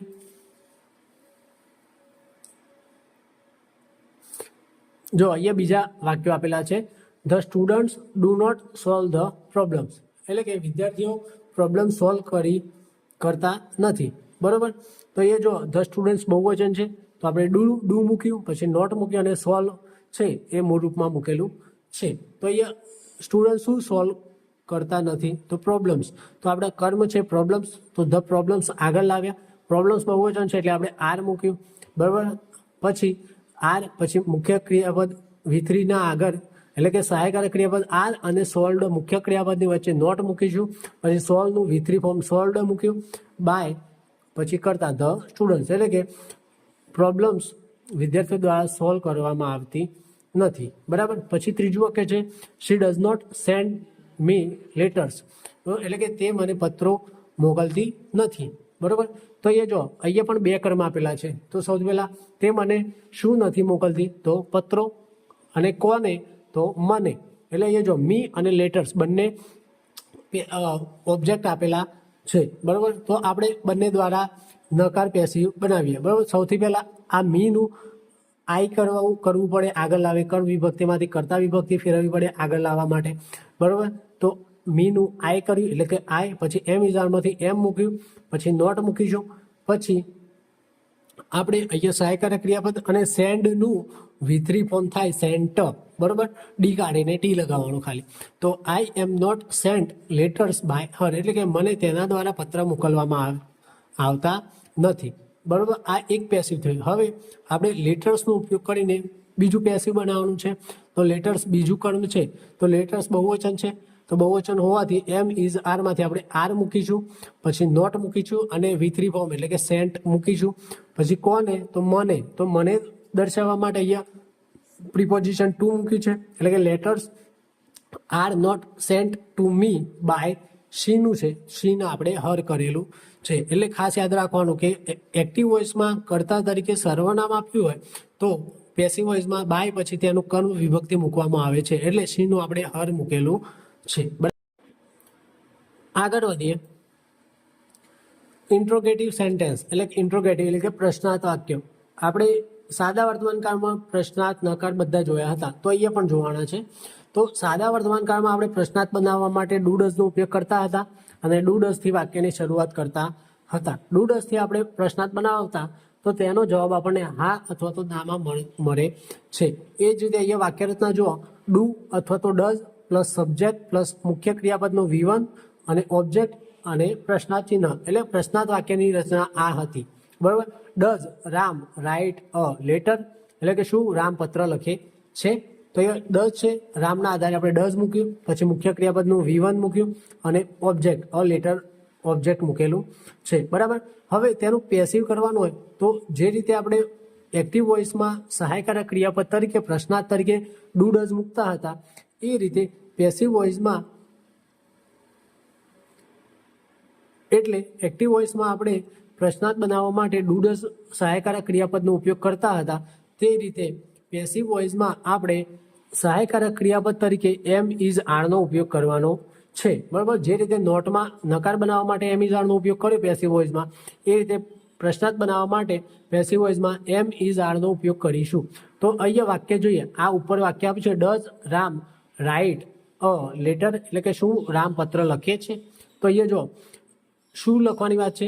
પત્ર. તો આપણને ખબર પડી ઓબ્જેક્ટ છે પત્ર છે, એટલે કે અ લેટર છે. તો પેસિવ બનાવવા માટે જો અહીંયા વાક્ય રચના આપેલી છે એમ ઇઝ આર જે યોગ્ય હોય તે ઓબ્જેક્ટના આધારે મૂકવાનું, પછી ઓબ્જેક્ટ મૂકવાનું, પછી એક્ટિવ વોઇસમાં આપણે V1 મૂકતા હતા ડુ ડઝ મૂકીને, જ્યારે પેસિવ વોઇસમાં એમ ઇઝ આર મૂકીને આપણે V3 મૂકવાનું આવે છે, પછી બાય મૂકવાનું અને પછી સબ્જેક્ટ મૂકવાનો થાય છે. તો એ જો આપણે ઓબ્જેક્ટ શું છે, અ લેટર છે, તો અ લેટર મૂકીશું. એટલે કે અ લેટર મૂકીએ તે પહેલાં આપણે પ્રશ્ન જ બનાવવાનું છે. તો સહાયકારક ક્રિયાપદથી વાક્યની શરૂઆત થશે. એટલે કે અ લેટર એક વચન છે, તો આપણને ખબર છે એમ ઇઝ આરમાંથી એક વચનમાં ઇઝ આવે છે. એટલે કે ઇઝ અ લેટર એટલું લખ્યું. બરાબર, પછી V3 મૂકવાનું, કારણ કે સહાયકારક ક્રિયાપદ ઇઝ તો આગળ આવી ગયેલું છે એટલે ફરીથી ઇઝ આવશે નહીં. Is a letter written by Ram. અહીંયા રામ હતો તો રામ, એટલે કે શું રામ દ્વારા પત્ર લખવામાં આવે છે. ઉપરમાં છે, ઉપરનું ગુજરાતી શું થાય એક્ટિવ વોઇસનું, શું રામ પત્ર લખે છે. જ્યારે નીચેનું ગુજરાત થાય શું રામ દ્વારા પત્ર લખવામાં આવે છે. બરોબર, આ ફરક છે કર્તરી અને કર્મણી વાક્ય રચનાનો. આગળ વધીએ.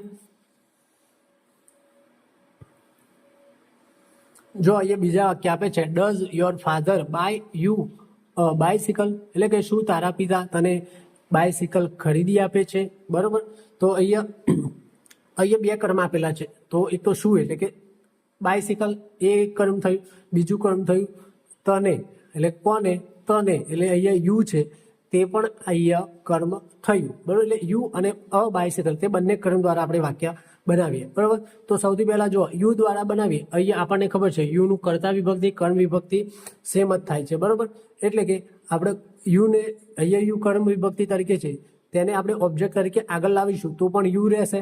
બરાબર, અને આપણે એમ ઇઝ આરમાંથી ખબર છે કે યુ સાથે આર ક્રિયાપદ આવે છે. એટલે કે પ્રશ્નાર્થ બનાવવાનું હોવાથી આરથી વાક્યની શરૂઆત કરી છે. એટલે કે આર યુ, પછી બાયનું બોટ મૂકીશું, are you bought a bicycle by your father. એટલે કે તમને તમારા પિતા દ્વારા બાયસિકલ ખરીદી આપવામાં આવે છે. આ રીતે પ્રશ્ન થાય. બરોબર, પછી બીજું વાક્ય જોઈએ. આપણે યુ દ્વારા પેસિવ બનાવ્યું. હવે બાયસિકલનો ઉપયોગ કરીને પેસિવ બનાવીએ તો બાયસિકલ આગળ લાવીએ, અ બાયસિકલ. હવે અ છે એનો મતલબ થાય કે એક, તો બાયસિકલ એક વચન છે તેથી એમ ઇઝ આરમાંથી આપણે ઇઝ મૂકીશું. પ્રશ્નાર્થ બનાવવા માટે વાક્યની શરૂઆત ઇઝથી કરીશું. એટલે કે ઇઝ અ બાયસિકલ, પછી ઇઝ તો આગળ આવી ગયું સહાયકારક ક્રિયાપદ, એટલે આપણે બાયનું V3 ફોર્મ બોટ મૂકીશું. એટલે કે is a bicycle bought for you, કોના માટે, મારા માટે. તો અહીંયા ફોર છે એ આપણે પ્રિપોઝિશન મૂક્યું. Is a bicycle bought for you by your father. એટલે કે તમારા માટે તમારા પિતા દ્વારા બાયસિકલ ખરીદવામાં આવે છે. આ રીતે પેસિવ થાય છે. બરાબર, એટલે ખાસ યાદ રાખવાનું કે એક્ટિવ વોઇસમાં ડુ ડઝથી પ્રશ્નાર્થ બને છે અને પેસિવ વોઇસમાં સાદા વર્તમાનકાળમાં એમ ઇઝ આરથી વાક્યની શરૂઆત કરીને પેસિવ બનાવવામાં આવે છે. એક્ટિવ વોઇસમાં આપણે ડુ ડઝ સાથે મૂળરૂપ મૂકીએ છીએ. પેસિવ વોઇસમાં એમ ઇઝ આર સાથે મુખ્ય ક્રિયાપદનું V3 ફોર્મ મૂકીએ છીએ. આગળ જોઈએ. હવે જોઈએ WH ક્વેશ્ચન. આપણે WH ક્વેશ્ચનના એક્ટિવ વોઇસ પણ જોયા હતા, હવે અહીંયા પેસિવ વોઇસમાં પણ જોઈએ. તો વોટ એટલે શું, તો વોટ ડઝ હી ઈટ, એટલે કે તે શું ખાય છે.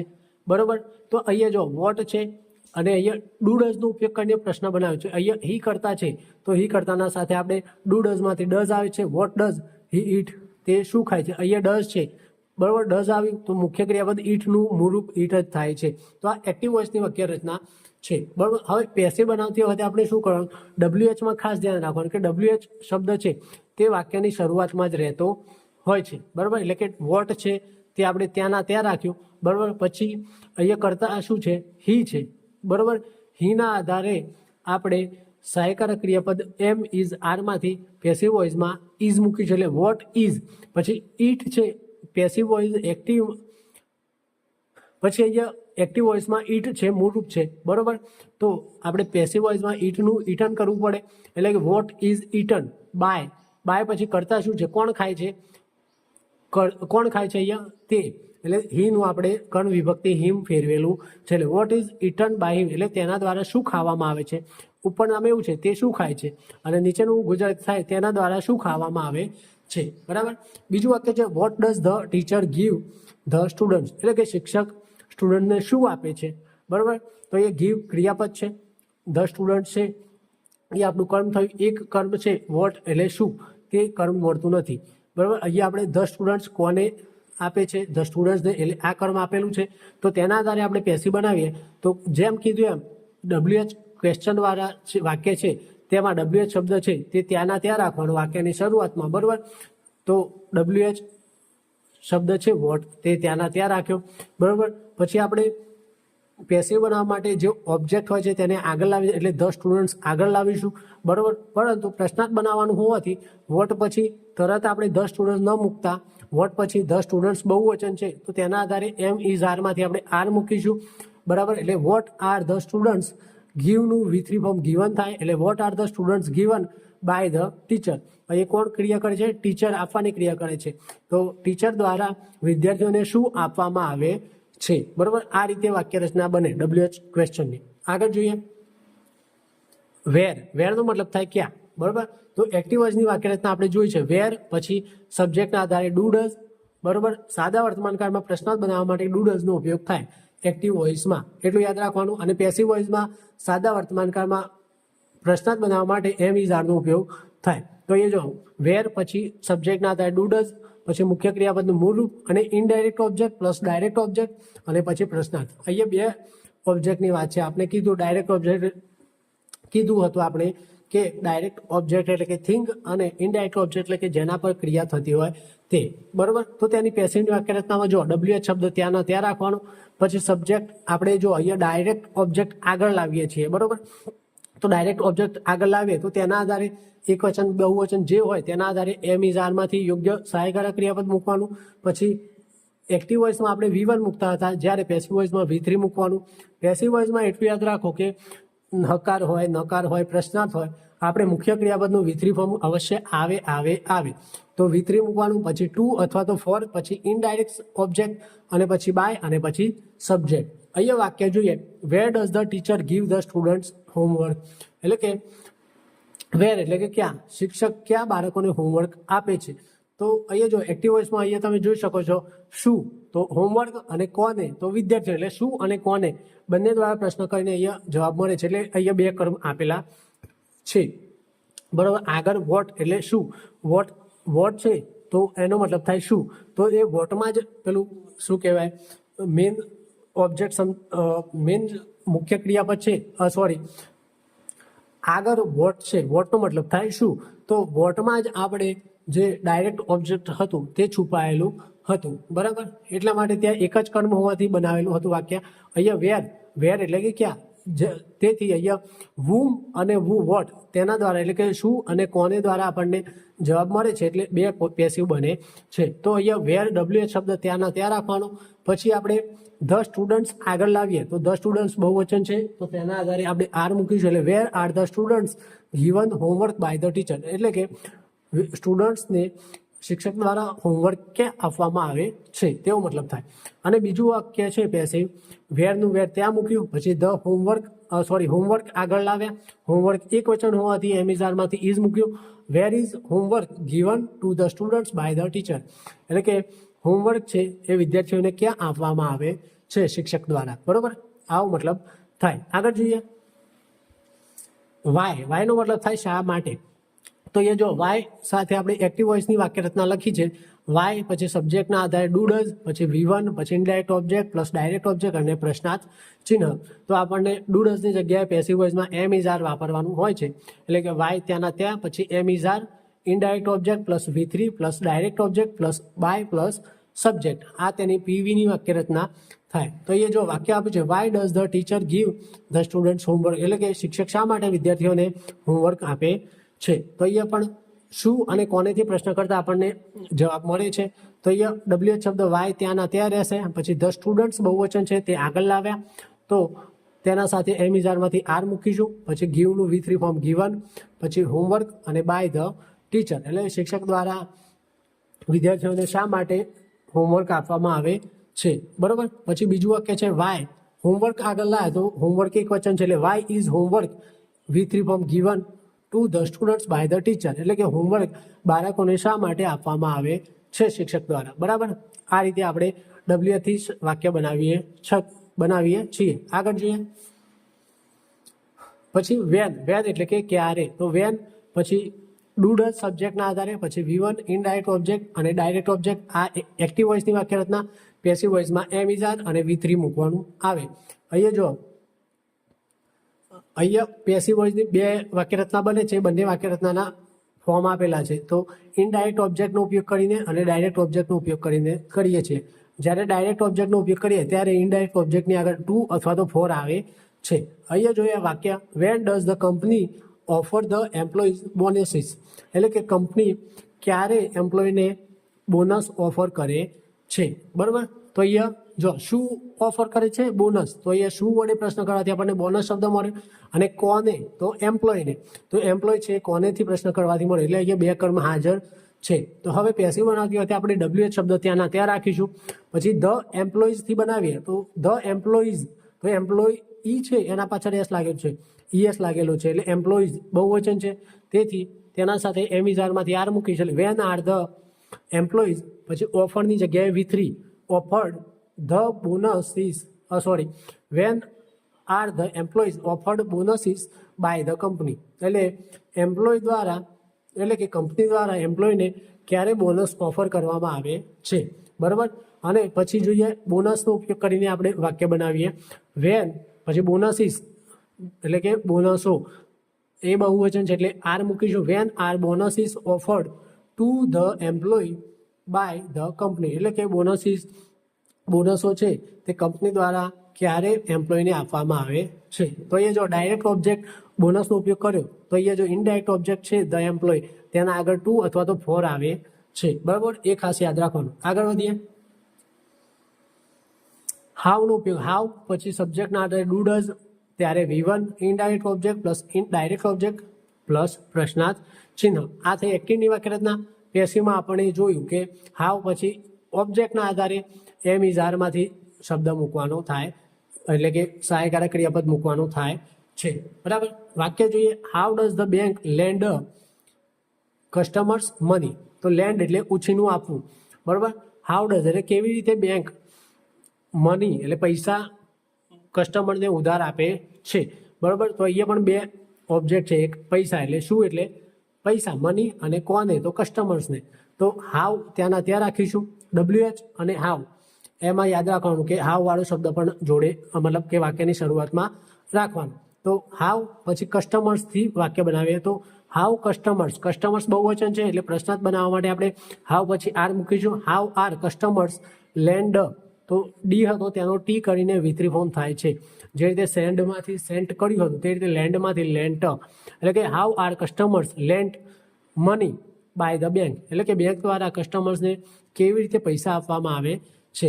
અને બીજું છે મની એક વચન છે તો ઇઝ વાપરીશું, એટલે કે how is money lent to the customer by the bank, એટલે કે પૈસા બેંક દ્વારા ગ્રાહકોને કેવી રીતે ઉછીના આપવામાં આવે છે. બરાબર, આ ખાસ યાદ રાખવાનું કે ડાયરેક્ટ સબ્જેક્ટથી પેસિવ બનાવીએ ત્યારે ઇનડાયરેક્ટ સબ્જેક્ટની આગળ ટુ અથવા તો ફોર આવે છે, બે કર્મ હોય ત્યારે. પછી આગળ જોઈએ હુ. બરાબર, હુ એટલે કે કોણ. તો હુ એક્ટિવ વોઇસની વાક્યરચના જોઈએ. હુ પછી V1 આવે, પછી indirect object plus direct object. હવે અહીંયા હુ મતલબ કોણ, તો અહીંયા કરતા નથી એટલે અહીંયા હુ પછી ડાયરેક્ટ આપણે V1 મૂકીએ છીએ. બરાબર, તો આપણે અત્યારે WH વાળા જે વાક્ય જોયા, વોટ, વેર, વેન, બરાબર, તે બધામાં કેવું હતું કે હુ છે તે આપણે વેન છે, વોટ છે, તે બધું આગળ રાખતા હતા. જ્યારે હુ છે, હુનો મતલબ થાય કોણ, એટલે કે કરતા છે, હુમાં કરતા સમાયેલું છે. એટલા માટે આપણે હુનું બાય હુમ કરીએ છીએ, કારણ કે આપણે પેસિવમાં જોયું છે કે બાય પછી કરતા મૂકીએ છીએ, પરંતુ અહીંયા હુનો મતલબ થાય છે કોણ, એટલે કે હુમાં કરતા છુપાયેલો છે. એટલા માટે આપણે હુનું બાય હુમ કરીએ છીએ. એટલે કે આ ખાસ વાક્યરચના યાદ રાખવાની છે કે WH હુથી આપણે એક્ટિવ વોઇસનું પેસિવ કરીએ ત્યારે હુનું આપણે બાય હુમ કરવાનું થાય છે. પછી બાય હુમ કરીશું, પછી ઓબ્જેક્ટના આધારે એમ ઇઝ આરમાંથી યોગ્ય સહાયકારક ક્રિયાપદ મૂકવાનું, પછી મુખ્ય ક્રિયાપદનું V3 ફોર્મ મૂકવાનું, અને પછી વધારાના શબ્દો. બરાબર, તો અહીંયા તમે જોઈ શકો છો કે હુ ઓફર્સ ધ એમ્પ્લોઈઝ બોનસીસ, એટલે કે કોણ એમ્પ્લોયને બોનસ આપે છે. બરાબર, તો કોણ આપે છે?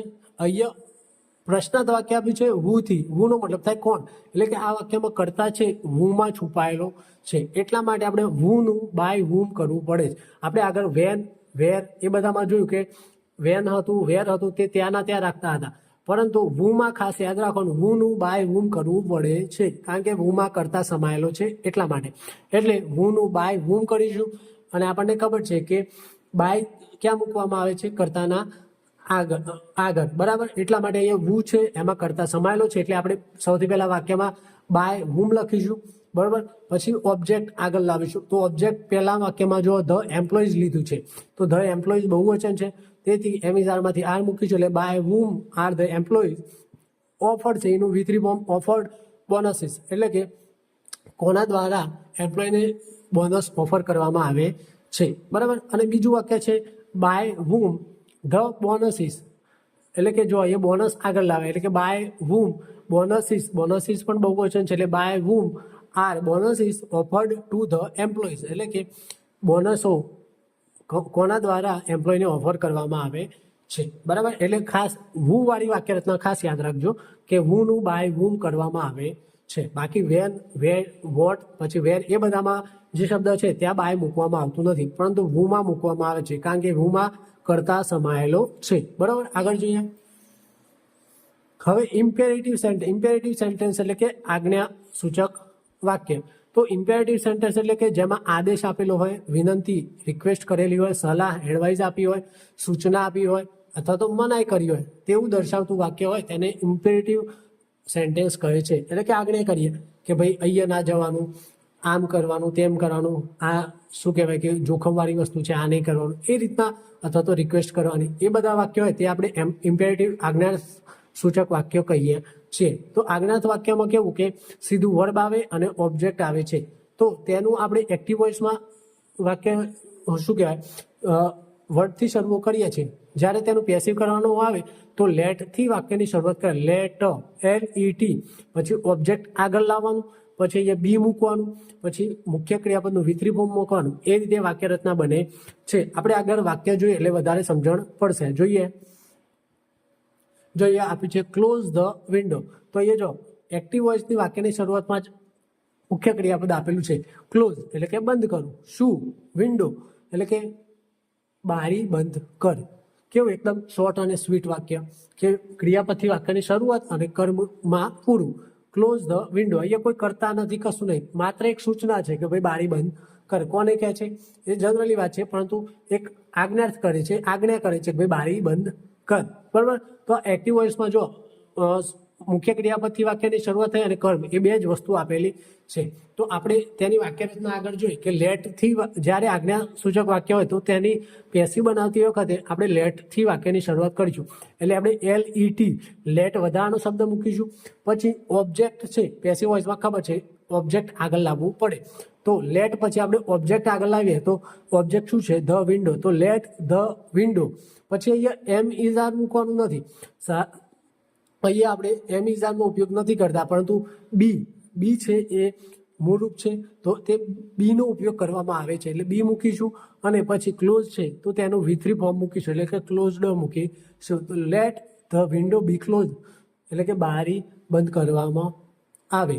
એ રીતે પેલામાં શું કહે બારી બંધ કર અને પેલા પેસિવમાં શું કહે બારી બંધ કરવામાં આવે. એ રીતે પછી રીડ ધ બુક એટલે કે પુસ્તક વાંચો બરાબર. એક આદેશ છે અથવા તો સૂચના છે. તો એમાં પણ જો રીડ છે તો અહીંયા લેટથી વાક્યની શરૂઆત કરો. લેટ પછી ધ બુક બી રીડ એટલે કે પુસ્તકો વાંચવામાં આવે. એ રીતે પછી સોલ્વ ધ પ્રોબ્લેમ. સોલ્વ એટલે કે શું કહેવાય સમાધાન કરવું પ્રોબ્લેમ. તો અહીંયા let the problem be solved. તો અહીંયા તમે જોઈ શકો છો કોઈ એમિઝારનો ઉપયોગ કરવામાં આવતો નથી. જ્યારે આજ્ઞાર્થ વાક્ય હોય અને મુખ્ય ક્રિયાપદથી વાક્યની શરૂઆત થાય એટલે સમજી જવાનું કે આજ્ઞાર્થ વાક્ય છે બરાબર. તો તેનું પેસિવ આપણે લેટથી બનાવવામાં આવે છે. પછી છે હેલ્પ ધ પુઅર એટલે કે ગરીબોને મદદ કરો બરાબર. કોઈ એક વ્યક્તિને નહોતું કે જનરલી કહે છે કે ભાઈ ગરીબોને મદદ કરો અથવા તો કરવી જોઈએ. તો અહીંયા જો હેલ્પ ધ પુઅર તો આપણે અહીંયા માફ કરશો અહીંયા લેટ લખવાનું રહી ગયું છે.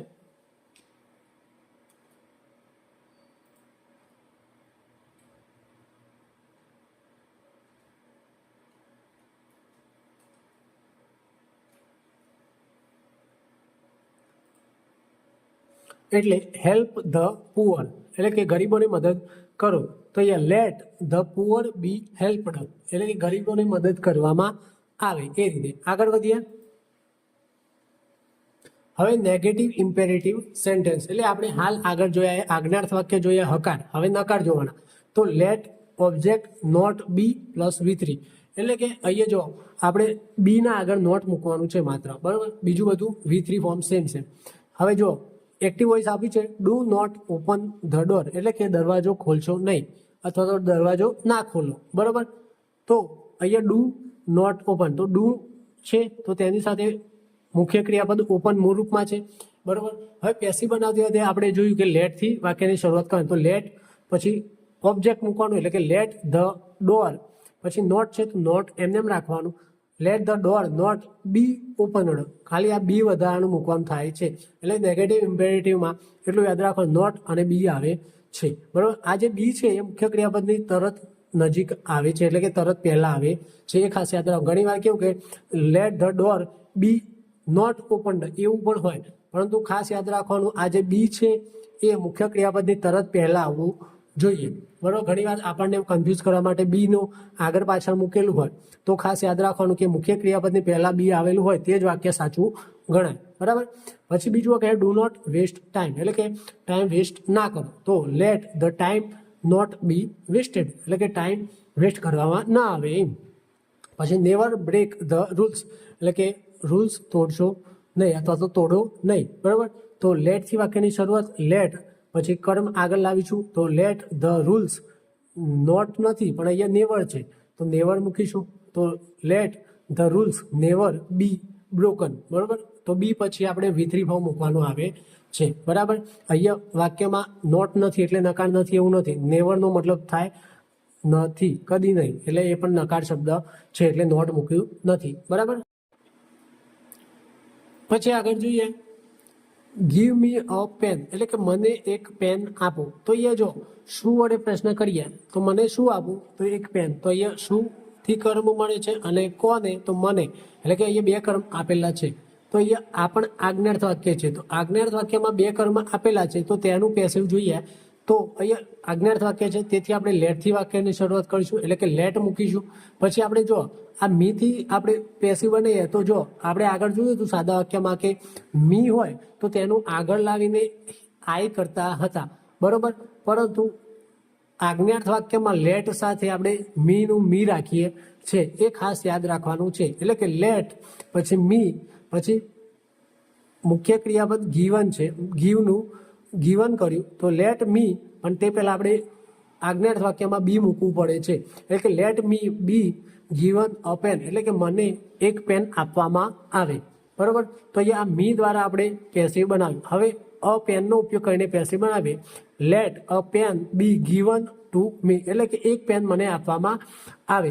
તો એ જો આપણે મી અને અ પેન દ્વારા બે પેસિવ બનાવે. તો ખાસ યાદ રાખવાનું એ છે કે લેટ વાળા વાક્યમાં આપણે મી દ્વારા, એટલે કે બીજા કર્મ ગૌણ કર્મ દ્વારા આપણે જ્યારે પેસિવ બનાવીએ ત્યારે તેનું કર્મ વિભક્તિમાં કર્મ વિભક્તિ જ રહે છે આગળ લાવીએ ત્યારે પણ, બરોબર. બીજું વાક્ય જોઈએ ટીચ અસ ઇંગ્લિશ, એટલે કે અંગ્રેજી અમને શીખો. કોને, તો અમને, અને શું, તો અંગ્રેજી. તો અહીંયા પણ બે કર્મ આપેલા છે, બરોબર. તો સૌથી પહેલા આપણે અસ છે તો તેનાથી આપણે પેસિવ બનાવીએ તો લેટથી વાક્યની શરૂઆત થાય આજ્ઞાર્થ વાક્ય હોવાથી, એટલે કે લેટ પછી અસ મૂકીશું.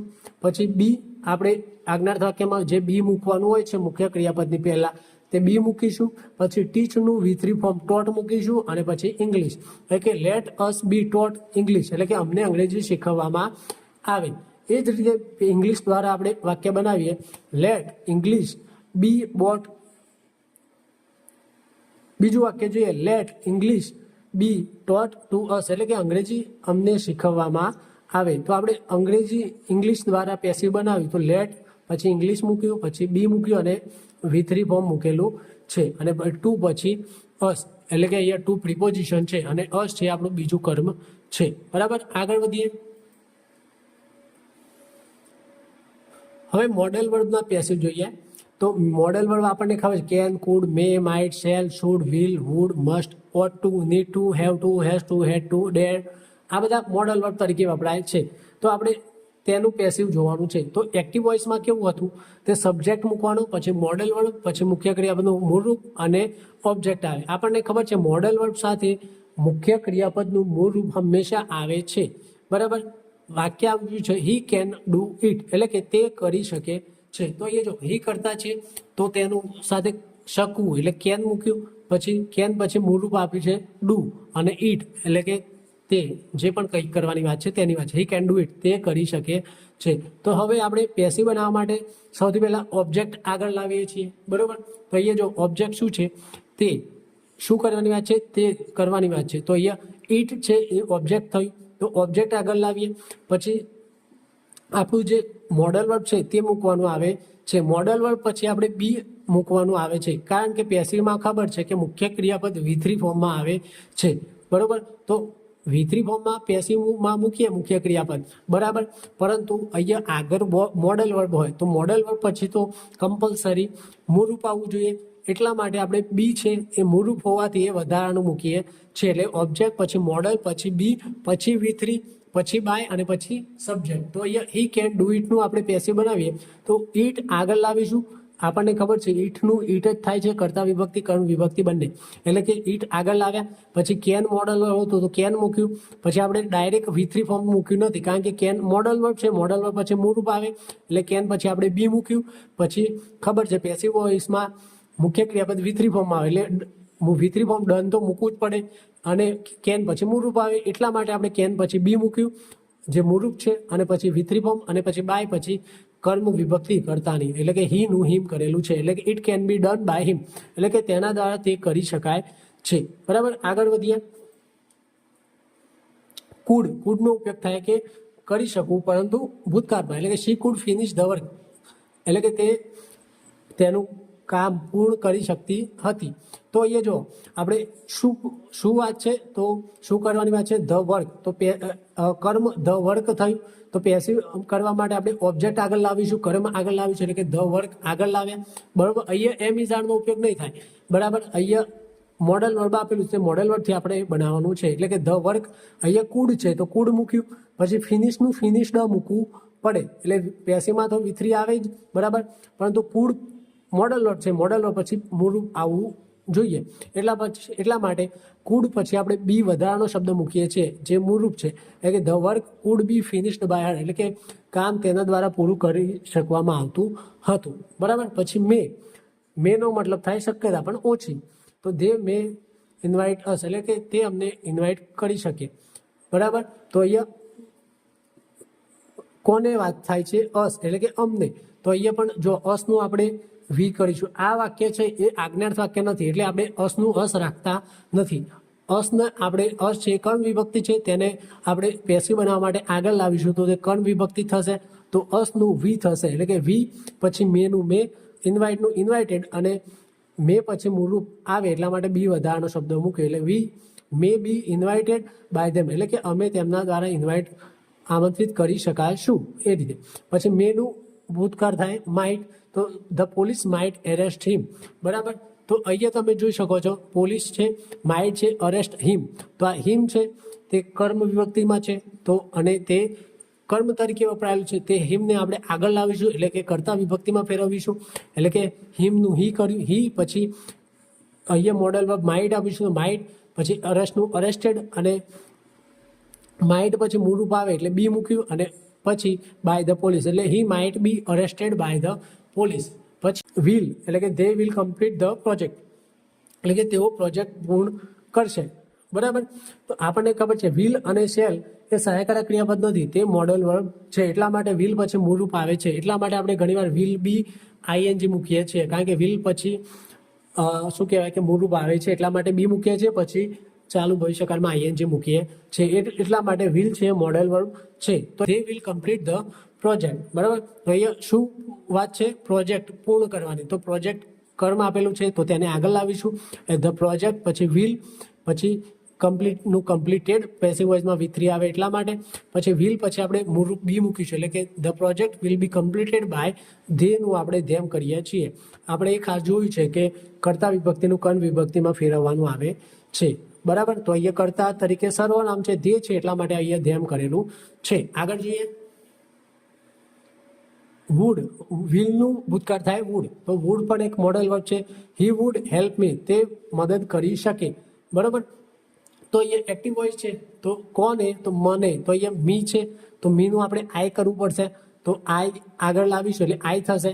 આઈ વુડનું વુડ રાખીશું, પછી બી મૂકીશું અને હેલ્પનું V3 form helped, I would be helped, પછી બાય અને હીનું આપણે હિમ કરેલું છે, I would be helped by him, એટલે મને તેના દ્વારા મદદ કરવામાં આવી, બરાબર. પછી શેલ, તો we shall finish the work, એટલે કે અમે કામ પૂર્ણ કરીશું, બરાબર. તો અહીંયા ધ વર્ક છે એ ઓબ્જેક્ટ છે, તો ધ વર્ક આગળ લાવ્યા. પછી શેલનો ઉપયોગ બહુ ઓછો થાય છે, બરાબર, પરંતુ આપણે વાક્ય માટે ઉપયોગ કરેલો છે. તો ધ વર્ક શેલ, પછી બી મૂકવાનું, પછી ફિનિશનું મૂકવાનું, પછી બાય અને વી સર્વનામ છે તો તેનું કર્મ વિભક્તિ અસ થાય છે. અને છેલ્લું છે શુડ, એટલે કે શુડ શેલનું ભૂતકાળ છે, તો you should obey the rules, એટલે કે શુડ એટલે કે કરવું જોઈએ, તો તમારે નિયમો પાળવા જોઈએ, બરાબર.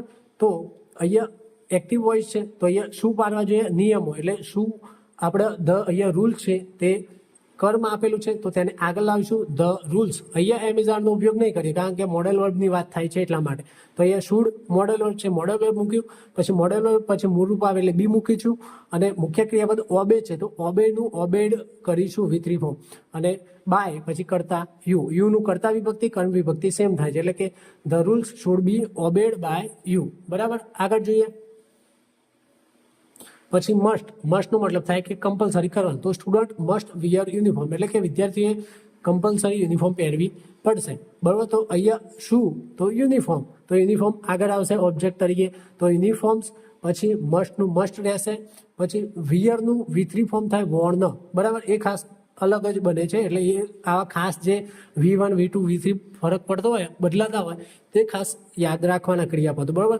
તો યુનિફોર્મ મસ્ટ, પછી બી મૂકીશું, વિયરનું વોર્ન V3 થાય, એટલે કે uniform must be worn by students, તો અહીંયા બાય પછી સ્ટુડન્ટ્સ આપેલું હતું એટલે સ્ટુડન્ટ્સ મૂકેલું છે. સર્વનામ તો તેનું કર્મ વિભક્તિ મૂકો. પછી ઓટ ટુનો મતલબ પણ થાય છે વી ઓટ ટુ રિસ્પેક્ટ એલ્ડર, આપણે એલ્ડર એટલે ગરડાઓની રિસ્પેક્ટ કરવી જોઈએ, બરાબર. તો અહીંયા એક્ટિવ વોઇસ છે, તો કોની? તો ગરડાઓની, એટલે કે એલ્ડર્સ, તો એલ્ડર્સ કર્મ છે તો તે આગળ લાવીશું. પછી ઓટ ટુ, અહીંયા ઓટ ટુ એમ રાખીશું, પછી ટુ પછી બી મૂકીશું મૂળરૂપ, પછી રિસ્પેક્ટનું રિસ્પેક્ટેડ બાય વીનું આપણે કર્મ વિભક્તિ અસ કરીશું, બરાબર. આગળ જોઈએ હેવ ટુ, તો વાક્ય છે they have to complete the task, એટલે તેમને કાર્ય પૂર્ણ કરવું પડે છે, બરાબર. તો અહીંયા જો શું પૂર્ણ કરવું છે? ધ ટાસ્ક એટલે કે કાર્ય, તો ધ ટાસ્ક છે એ કર્મ છે તો તેને આગળ લાવીશું, તો ધ ટાસ્ક આગળ લાવ્યા, બરાબર. હવે અહીંયા ધ ટાસ્ક એક વચન છે, અહીંયા હેવ ટુનું આપણે વાક્ય જોઈએ છીએ, બરાબર. પરંતુ ધ ટાસ્ક એક વચન છે તો ત્યાં હેવ નહીં આવે, ત્યાં હેઝ આવશે, એટલે કે એક્ટિવ વોઇસમાં જો ધ્યેય કર્તાના સાથે હેવ મૂકેલું છે, પરંતુ પેસિવ વોઇસમાં ધ ટાસ્ક એક વચન હોવાથી આપણે હેઝ મૂકીશું, એટલે ધ ટાસ્ક હેઝ ટુ, પછી બી મૂકીશું કમ્પ્લીટેડ બાય ધેમ, અહીંયા ધેનું આપણે બાય પછી ધેમ મૂકેલું છે, એટલે the task has to be completed by them, એટલે કે ટાસ્ક તેમના દ્વારા પૂર્ણ કરવું પડે, એટલે કે ધ કામ તેમના દ્વારા પૂર્ણ કરવામાં આવે છે, બરાબર. આગળ જોઈએ. પછી છે શુડનો ઉપયોગ છે, you should not waste time, એટલે કે તમારે ટાઈમ વેસ્ટ કરવો ન જોઈએ, એટલે અહીંયા શુડ વાળું નકાર વાક્ય છે, બરાબર. તો અહીંયા જો you should not waste time, શું વેસ્ટ કરવાની વાત છે? ટાઈમ, તો ટાઈમ છે એ કર્મ થયું તો તેને આગળ લાવીશું, એટલે કે ટાઈમ આગળ લાવ્યા. પછી શુડ મૂકીશું, નકાર વાક્ય છે એટલે નકાર પેસિવમાં પણ રહેશે, એટલે નોટ પણ એમ રહેશે. પછી વેસ્ટ મુખ્ય ક્રિયાપદ છે ત્યાંનું V3 ફોર્મ વેસ્ટેડ મૂકીશું, અને અહીંયા શુડ પછી મૂળરૂપ આવે છે એટલા માટે બી મૂકીશું, એટલે કે the time should not be wasted by you, એટલે કે તમારા દ્વારા ટાઈમ વેસ્ટ ના થવો જોઈએ. પછી he can not solve the problem, તો અહીંયા પણ નકાર છે, તો અહીંયા શું સોલ્વ કરવાની વાત છે? પ્રોબ્લેમ, તો પ્રોબ્લેમ છે કર્મ છે તેને આગળ લાવીશું, એટલે ધ પ્રોબ્લેમ, પછી કેન નોટ રહેશે, પછી નોટ તો થઈ ગયું, પછી આપણે બી મૂકીશું અને સોલ્વનું V3 ફોર્મ સોલ્વડ બાય, અને પછી હીનું આપણે હિમ કરીશું, એટલે કે the problem can not be solve by him, એટલે કે પ્રોબ્લેમ તેના દ્વારા સોલ્વ કરવામાં આવતી નથી. આગળ વધીએ.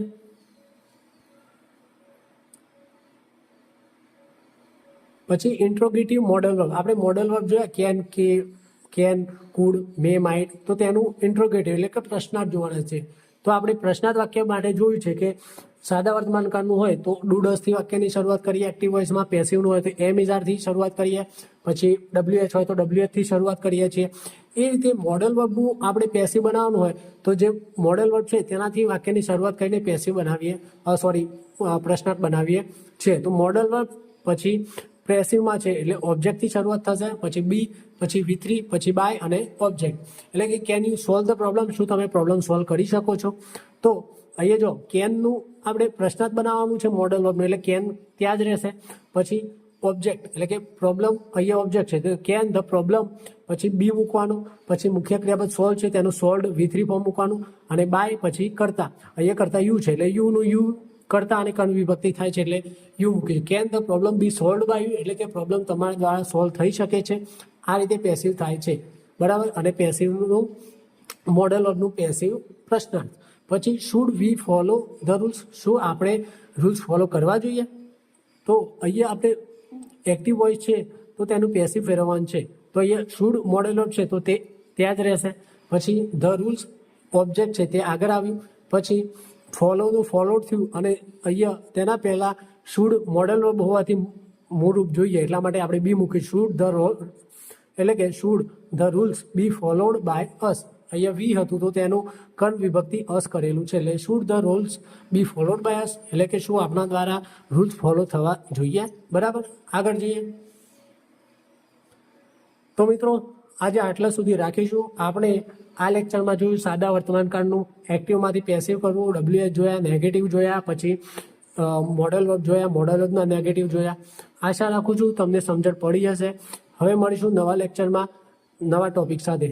ત્યાં સુધી વિડીયોને લાઇક કરો, શેર કરો અને ચેનલને સબસ્ક્રાઈબ કરો. અહીંયા તમે આગળ જોઈ શકો છો કે આપણે અહીંયા શુડ અને કેનનો ઉપયોગ જ કરીને મોડલના પેસિવનું પ્રશ્નાર્થ બનાવ્યું છે, પરંતુ અહીંયા જે રીતે કેન, શુડ વાપર્યું છે એ રીતે તમે મે, માઇટ, વિલ, વુડ એ બધું વાપરીને સેમ પ્રોસેસ સેમ જ છે.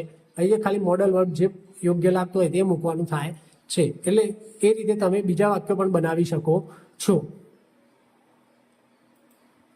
હવે મળીશું નેક્સ્ટ લેક્ચરમાં. ત્યાં સુધી ખૂબ ખૂબ આભાર.